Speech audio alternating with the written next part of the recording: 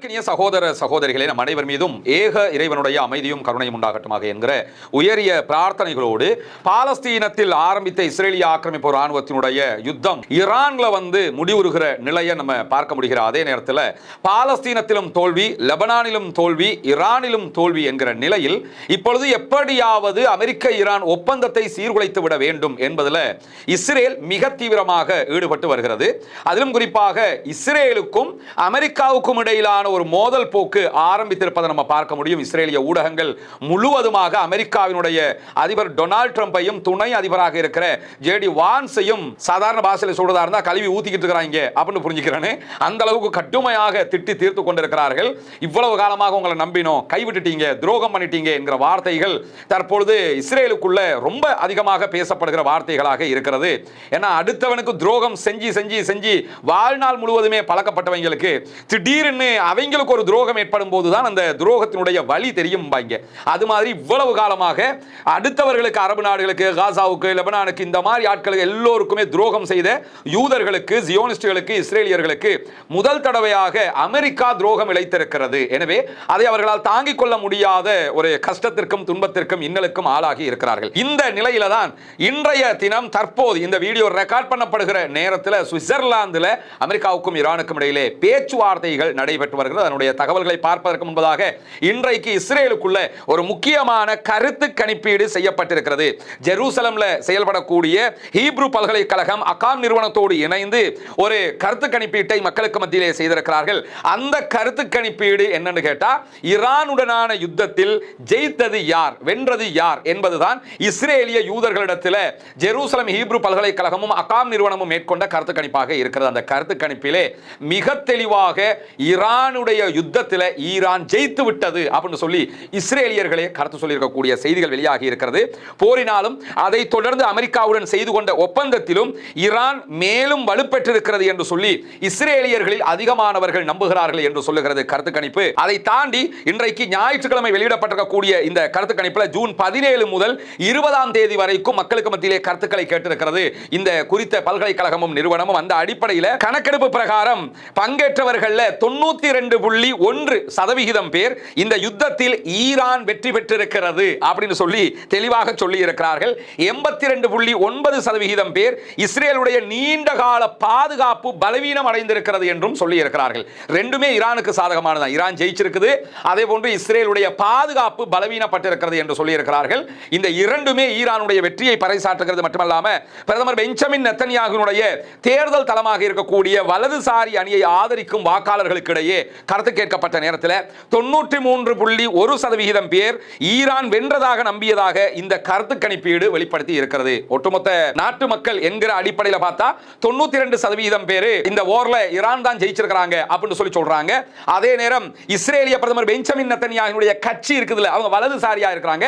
அந்த வலதுசாரி கட்சியை சேர்ந்தவர்களிடத்தில் எடுக்கப்பட்ட கருத்து கணிப்பீடு பிரகாரம் அதுல 1% கூட 93% பேர் ஆமா இஸ்ரேல் தோத்துருச்சு, ஈரான் ஜெயிச்சிருச்சு அப்படின்னு சொல்லி இருக்கக்கூடிய காட்சிகளை பார்க்க முடியும்.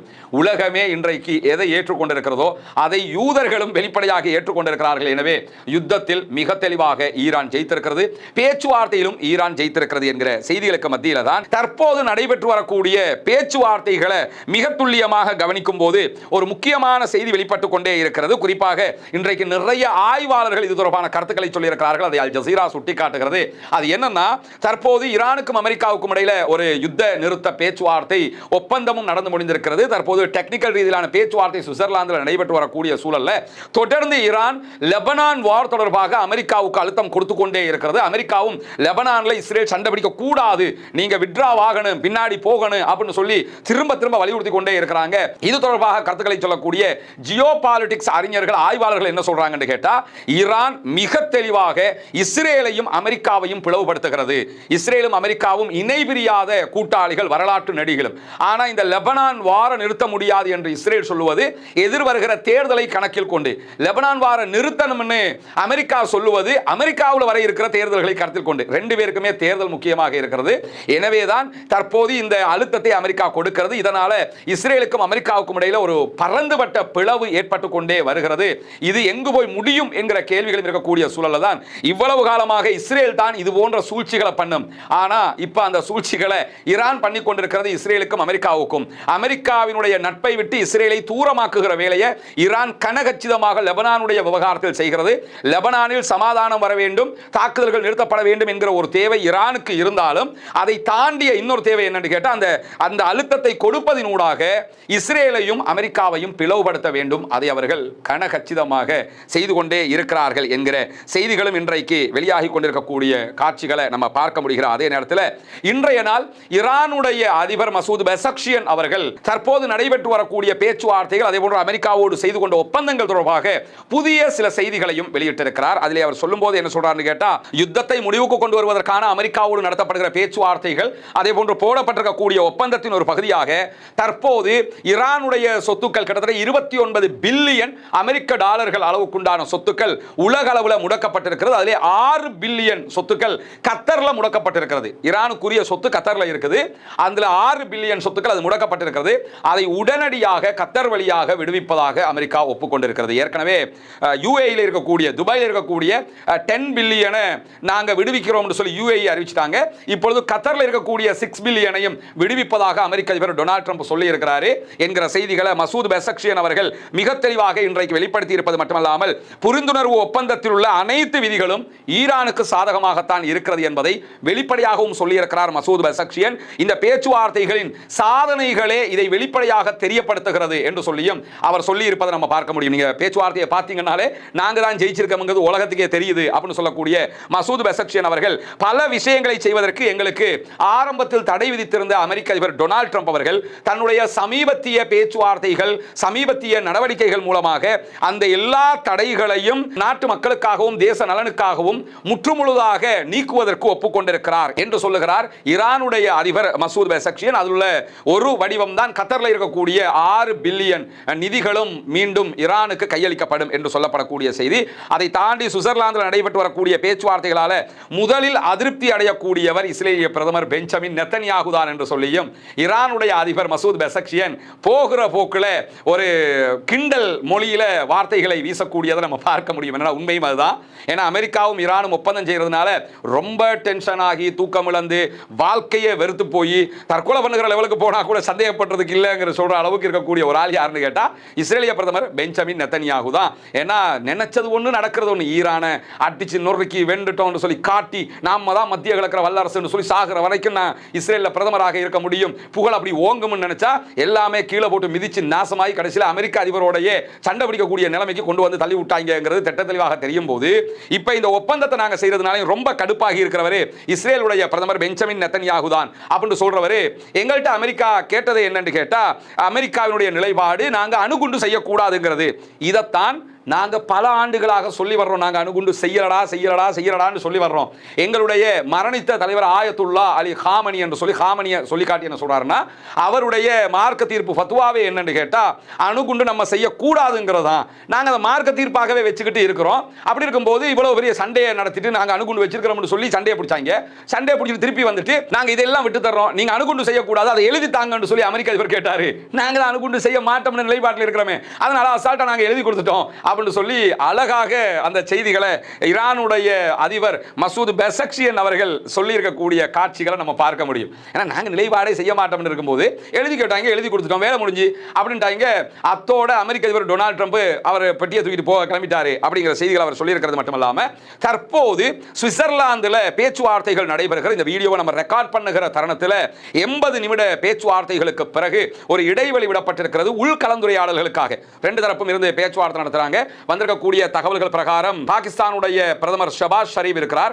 அவருக்கு வலது பக்கத்தில் அமெரிக்காவினுடைய பிரதிநிதிகள் இருக்கிறார்கள். குறிப்பாக அமெரிக்காவுடைய துணை அதிபர் ஜேடி வான்ஸ் இருக்கிறார். அதற்கு பிறகு மற்றவர்கள் இருக்கிறார்கள். அதே போன்று இடது பக்கமாக கத்தருடைய பிரதமரும் அதே போன்று வெளிவிவகார அமைச்சரும் இருக்கிறார். அதே போன்று அடுத்தடுத்த கட்டங்களில் பாகிஸ்தானுடைய மற்ற அதிகாரிகள் இருக்கிறார்கள் என்கிற செய்திகள் வெளியாகி இருக்கிறது. நேருக்கு நேராக அடுத்த பக்கம் பாகிஸ்தானுடைய அதிகாரிகள் பேச்சுவார்த்தை குழு இருக்கிறது என்கிற செய்திகள் வெளியாகி இருக்கிறது. ரெண்டு தரப்பும் பேசிவிட்டு உள்ளுக்குள்ள முடிவெடுக்கணும்ல, இந்த விஷயம் விஷயம், உங்க நிலைப்பாடு என்ன, எங்க நிலைப்பாடு என்ன, கொஞ்சம் நீங்க பேசிட்டு வந்துடுறோம் அப்படின்னு உள்கலந்துரையாடல் பண்ணுவதற்காக தற்போது இடைவெளி கொடுக்கப்பட்டிருக்கிறது என்கிற செய்திகளுக்கு மத்தியில் தான் பேச்சுவார்த்தைகளை தொடங்குறதுக்கு முன்னாடி அமெரிக்கா அதிகாரிகளோடு புகைப்படம் எடுப்பதை ஈரானிய தூதுக்குழு தவிர்த்து கொண்டு விட்டது என்கிற செய்திகள் வெளியாகி இருக்கிறது. சுவிட்சர்லாந்தில் பேச்சுவார்த்தைகள் ஆரம்பிக்கிறதுக்கு முன்பதாகவே அமெரிக்காவினுடைய தூதுக்குழுவோடு கை கொடுக்கிறது, கை குலுக்கிட்டு அப்படியே போய் உட்கார்ந்து மீடியாக்களை சந்திச்சு பேசுறது, மீடியாக்களுக்கு பேசிட்டு அதுக்கு பிறகு போட்டோ, குரூப் போட்டோ எடுத்துக்கிறது என்கிற ஒரு சிஸ்டத்தை அமெரிக்கா ரெடி பண்ணி வச்சிருந்தாங்க சுவிட்சர்லாந்தில். இந்த 3 விஷயத்துக்குமே ஈரான் முடியாதுன்றாங்க. நம்ம பேச்சுவார்த்தை நடத்தி அதுல உண்மையிலே 2 தரப்பும் சக்சஸ் ஆனோம்னு சொன்னா அப்ப கை குலுக்கிக்கிறோம், குரூப் போட்டோ பிடிச்சிக்கிறோம், மீடியாவை சந்திச்சுக்கிறோம். அதுக்கு முன்னாடி முடியாது அப்படின்னு சொல்லிட்டாங்க. அதனால தான் ஜேடி வான்ஸ் என்ன பண்ணார்னா அவர் தனியா வந்து நின்று மீடியாவுக்கு பேசினாரு. அதுக்கு பிறகு அவர் தனியா போட்டோ ஷூட் எடுத்துக்கிட்டார், எல்லாம் தனித்தனியாக பண்ணிக்கிட்டாங்க. இதுதான் இன்றைக்கு அவர்கள் வரும்போதே ஈரானியர்கள் நடந்து கொண்ட ஒரு முக்கியமான முறை, அது சரியான முறையும் கூட. ஏன்னா பேச்சுவார்த்தையில் சக்சஸ் ஆயிட்டோம்னா தானே நம்மளோட கை குலுக்கி சூப்பர் நாங்க நண்பர்களாக இருப்போம்னு சொல்லணும். பேச்சுவார்த்தையை முடியாம போட்டோ ஷூட் பண்ணி என்னத்தை பண்ண, கடைசியில் செய்ய வேண்டியதை ஃபர்ஸ்ட் ஏண்டா வச்சங்கிற விதமாக அவங்க முடியாதுன்ட்டாங்க. இன்றைக்கு பேச்சுவார்த்தைக்கு அவர்கள் வருகிற காட்சியை தான் நீங்க பாக்குறீங்க. முகமது பாகர் ஹலீபாப் அவர்கள் வருகிறார்கள். அதே போன்று ஈரானுடைய ஃபாரின் மினிஸ்டர் அப்பாஸ் அராக்சி அவர்களும் பேச்சுவார்த்தையிலே பங்கெடுத்திருக்கக்கூடிய நிலையில சுவிட்சர்லாந்தில் நடைபெறுகிற இந்த பேச்சுவார்த்தைகளுக்கு மேலதிகமாக யார் யாரெல்லாம் ஈரான் தரப்பால வந்திருக்கிறாங்கன்னு பாத்தீங்கன்னு சொல்லி சொன்னா, தூதுக்குழுவில் ஈரானுடைய தலைமை பேச்சாளராக முகமது பாகர் ஹலீபாப், இவர்தான் ஈரானுடைய பாராளுமன்ற சபாநாயகர், ஸ்பீக்கராக இருக்கிறார். அவர்தான் தலைமை தாங்குகிறார். நீண்ட காலமாக ஈரானுடைய புரட்சிகர பாதுகாப்பு படைப்பிரிவு IRGC-னுடைய விமானப்படை தளபதியாக செயல்பட்டவர் இவர். அங்க இருக்கக்கூடிய எல்லோருமே ராணுவத்தோட சம்பந்தப்பட்டவங்களாகத்தான் இருப்பாங்க. எந்த அரபு நாட்டிலையும் இப்படி இருக்க மாட்டாங்க. அவங்க தான் ராணுவத்தில் இருந்து அரசியலுக்குள்ள வந்தவங்களாக இருப்பாங்க. அதனால தான் அவங்களுக்கு இஸ்ரேல் மாதிரி ஒரு நாட்டை ஈஸியா எதிர்கொள்ள முடிகிறது. ஏன்னா அவங்களுக்கு எல்லாமே தெரியும். அரசியல்வாதிகள் மட்டுமல்ல, அவங்களுக்கு ஆல்ரெடி ராணுவத்தை பற்றிய தெளிவுகள் இருக்கிறது. அதே மாதிரி பிறகு அவர் என்ன செய்யறாருன்னா, ஈரானுடைய போலீஸ் காவல்துறை தலைவராக நியமிக்கப்பட்டிருந்தார். 2005 முதல் 2017 வரைக்கும் தலைநகர் தெஹரானுடைய மேயராக செயல்பட்டிருந்தார் முகமது பாகர் ஹலீபாப். அதற்கு பிறகு 2020 முதலாக நாடாளுமன்ற சபாநாயகராக பதவியேற்று அதை சிறப்பாக நடைமுறைப்படுத்தி வருகிறார். இரண்டாவதாக தற்போது வெளியுறவுத்துறை அமைச்சர் அப்பாஸ் அராக்சி அவர்கள் இருக்கிறார்கள். அவரும் இந்த பேச்சுவார்த்தையிலே பங்கெடுத்திருக்கிறார். அப்பாஸ் அராக்சியை பொறுத்தவரையில நாட்டினுடைய 2வது மிக உயர்ந்த பதவியில் இருக்கக்கூடியவர், மிகச்சிறந்த அரசியல்வாதியாகவும் பேச்சுவார்த்தையாளராகவும் கணிக்கப்படுகிற ஒருவராக இருக்கிறார் அப்பாஸ் அராக்சி. அது மட்டுமல்லாம உச்ச தலைவராக இருக்கிற ஆயத்துல்லா முஜ்தபா அலி காமனியினுடைய ரொம்ப நெருக்கத்துக்குரியவராகவும் இவர் அறியப்படுகிறார். அதே போன்று அலி பக்ரியும் பேச்சுவார்த்தைகளில் பங்கெடுத்திருக்கிறார். கடந்த 10 ஆண்டுகளாக ஈரானுடைய அணுசக்தி விவகாரம் தொடர்பான பேச்சுவார்த்தைகளில் ஈடுபட்ட மிக முக்கியமான ஒரு நபர். 2021 மறைந்த ஜனாதிபதி இப்ராஹிம் ரைசியினுடைய ஆட்சி காலத்தில், ரைசி வந்து 2 வருஷத்துக்கு முன்னாடி தான் மரணிக்கிறார். 2001 இருந்து அவர் ஆட்சியில் இருக்கிறார். ரைசியினுடைய ஆட்சியில் அந்த நேரத்தில் பல மீட்டிங்குகளில் பேச்சாளராக கலந்து கொண்டவர் தான் அலி பக்ரி அவர்கள். இவரே ஒரு முக்கியமான பேச்சாளர். காரணம் என்னன்னு கேட்டா, ஏற்கனவே இப்ராஹிம் ரைசியினுடைய பயணத்தில் மரணிச்சதுல அப்துல்லாஹியன் மரணிச்சிட்டாரு. அவர் மிகச்சிறந்த ஒரு சமாதான பேச்சாளர், பல மீட்டிங்குகளை லாபகமாக அட்டன் பண்ணக்கூடியவர். அவர் தான் இதுக்கு முன்னாடியும் பல அணுசக்தி பேச்சுவார்த்தைகளில் தலைமை தாங்கி இருந்தார். அவரோட எப்பொழுதுமே இருந்தவர் தான் அப்பாஸ் அராக்சி, தற்போதைய ஃபாரின் மினிஸ்டர். எனவே இந்த பேச்சுவார்த்தையில் மிக தெளிவான பேச்சுவார்த்தை அனுபவம் உள்ள ஃபாரின் மினிஸ்டராக அப்பாஸ் அராக்சி இருக்கிறார். அதே போன்று அலி பக்ரி அவர்களும் கலந்து கொண்டிருக்கிறார். அதற்கு மேலதிகமாக முகமது பாகர் ஹலீபாப் இருக்கிறார். அதை தாண்டி ஈரானுடைய மத்திய வங்கியின் ஆளுநராக செயல்படக்கூடிய அப்துல் நாசர் ஹம்மாதியும் இதிலே கலந்து கொண்டிருக்கிறார். அதே போன்று ஈரானுடைய எண்ணெய் வளத்துறை துணை அமைச்சராக செயல்படுகிற ஹமீத் பூட்ரூமும் கலந்து கொண்டிருக்கிறார் என்கிற செய்திகள் வெளியாகி இருக்கிறது.